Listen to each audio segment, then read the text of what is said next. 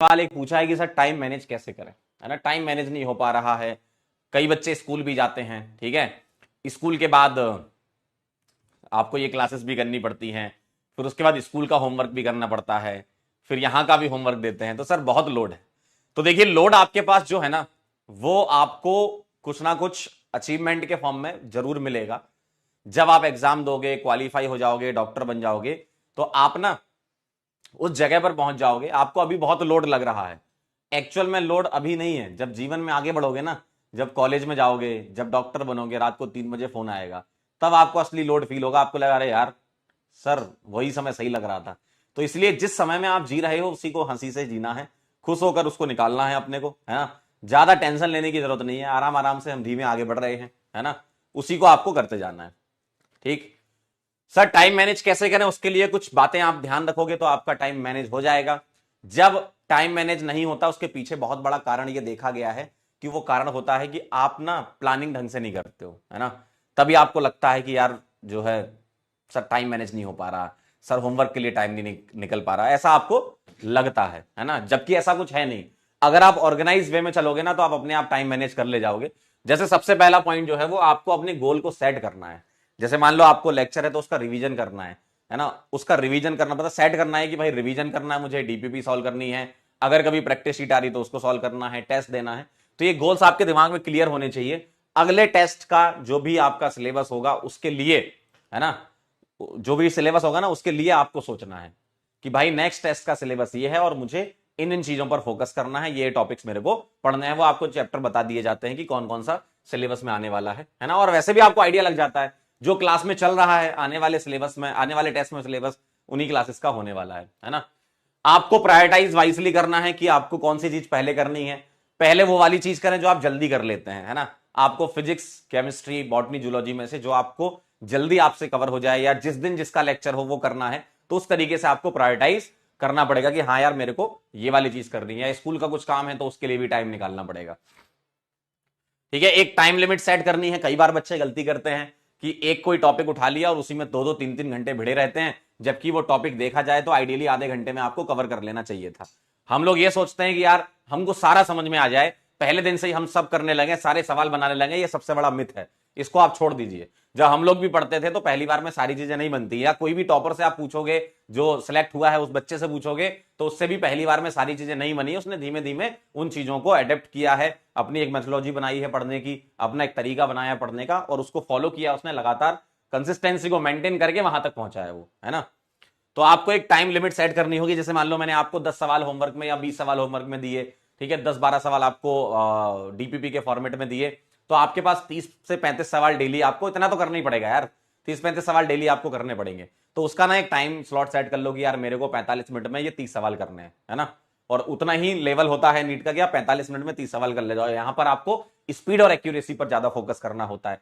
चीजें बार बार रिपीट होती हैं आपके सामने। अगर आप पढ़ रहे होगे तो डेफिनेटली ये पा रहे होगे कि सर ये वाली रिएक्शन तो हम पहले ही पढ़ चुके हैं, एक बार फिर से सवाल कर लेते हैं। बिल्कुल यही तो करना है, हमको बार बार रिवीजन करना है। Revision in the form of DPP, revision in the form of homework, वही करना है आपको, है ना। तो इसलिए आपको टाइम लिमिट सेट करनी है, ठीक। आपको बीच में छोटे छोटे ब्रेक्स लेने हैं। जैसे मान लो आपने 3 घंटे का अपना सेल्फ स्टडी का टाइम बनाया, तो 45-45 मिनट के स्लॉट बना लो, 5-5, 10-10 मिनट का आप ब्रेक ले लीजिए। तो आप अपने ब्रेक को भी सेट करें, क्योंकि इससे बहुत जरूरी चीज है ये ब्रेक। क्योंकि इस ब्रेक में ना आप री एनर्जाइज होते हो, है ना। नए जो स्विच करना होता है सब्जेक्ट, उसके लिए आप तैयार होते हो, प्रिपेयर होते हो, ठीक है। अपने आप को ऑर्गेनाइज कर लो। आपकी स्टडी टेबल ऑर्गेनाइज होनी चाहिए, है ना। आपके सामने वही किताबें, वही नोट्स या वही सारी चीजें होनी चाहिए जो आपका करंट चल रहा हो। पीछे वाला थोड़ा साइड में रख लो। जब भाई जिस दिन जो पढ़ रहे हो वो आपके सामने होना चाहिए, है ना। और स्टडी टेबल को बहुत अच्छे से आपको अपनी बना के रखना है ना। उस पर नोट्स प्रेजेंट होने चाहिए आपके, है ना। या आपकी जो रफ वाली कॉपी जिसमें आप सॉल्व कर रहे होगे वो होनी चाहिए। ऐसा नहीं कि आपका इधर उधर बिखरा हुआ है रूम पूरा, ऐसा नहीं होता।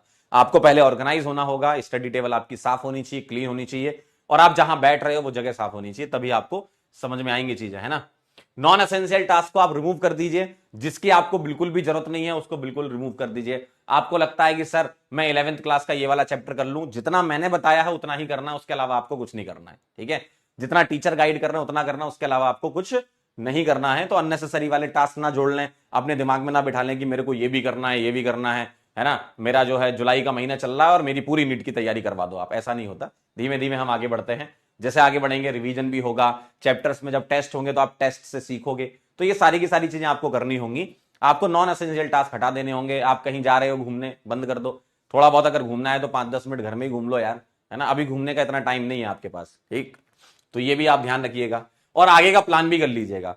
प्लानिंग क्या है, अलग अलग टाइप की होती है। एक तो आपका बड़ा गोल हो गया, है ना भाई, आगे का प्लान कैसे करना है उसके बारे में बता रहा हूं, है ना। जैसे एक तो बड़ा गोल हो गया आपका कि मेरे को डॉक्टर बनना है, ठीक। अब आप ये सोचो कि मेरे को डॉक्टर जो है थोड़ा सा कम स्लॉट कम बना लो कि मेरे को डॉक्टर अगर बनना है तो जब मैं एग्जाम देने के लिए, जब आपका एग्जाम होगा उसके पहले, मतलब मेरी तैयारी इतनी अच्छी होनी चाहिए कि उसके 1 महीने पहले मेरा सारा का सारा चीजें कंप्लीट हो जाए, है ना। आप लास्ट डे तक मत बैठो कि भाई अगर मान लो सपोज आपका फर्स्ट वीक में होता है पेपर, ठीक। आपका फर्स्ट वीक पेपर है, आप सोचो कि नहीं मैं तो 1-2 तारीख तक ही सिलेबस कंप्लीट करूंगा। ऐसा नहीं है, हम लोग भी पहले ही सिलेबस कराते हैं, है ना। तो आपको अपनी तरफ से तैयारी बता रहा हूं मैं, अपनी तरफ से तैयारी ऐसी बनानी है कि यार मेरा अगर जो फाइनल पेपर है उसकी 1 महीने पहले तक मुझे तैयारी को खत्म कर देना है, तो उसके लिए जरूरी है कि आज मेहनत करनी होगी। देखो आज जो बीज आप बोएंगे ना वही आपको पौधा बन के मिलेगा। अगर आप अभी से ही बीज बोने लगे टाइम खराब करने का, या फिर आप नहीं पढ़ रहे हैं, ठीक, आप चीजों को सीरियसली नहीं ले रहे हैं, आप चीजों को सिंसियरली फॉलो नहीं कर रहे हैं, तो जब आपका पौधा बनेगा ना तो वो वैसे ही बनेगा, ठीक। आप जैसा पानी डालेंगे, जैसा बीज डालेंगे, वैसा ही आपका पौधा बनेगा। अच्छा और खराब वो आपके हाथ में है। अगर आपको उस समय तक, जो मैं बात कर रहा हूं 1 महीने पहले तक सारी चीजें रेडी रखनी है, तो आज से ही उसकी शपथ लेनी होगी आपको कि नहीं आज से ही मुझे पढ़ना है ना। आज से ही आप स्टार्ट करोगे तब जाकर आप वो कर पाओगे, ठीक। ठीक है, तो ये प्लान आपको पहले से बनाना पड़ेगा। जैसे मान लो आपका AITS जब होने वाले होंगे, तो सर AITS जो होंगे उसके लिए मेरे को अच्छे से प्रिपेयर करना है।